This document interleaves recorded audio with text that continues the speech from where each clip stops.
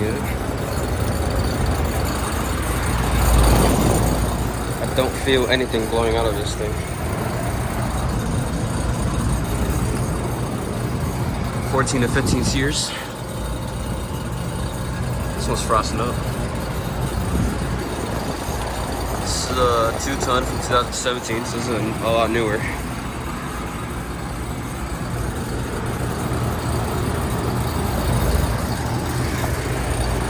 Nothing's coming out of the top, but I can see it is freezing up, so yeah. It looks like I replaced some sort of grounding it based on the pad down there. So yeah, just a little Nordyne unit.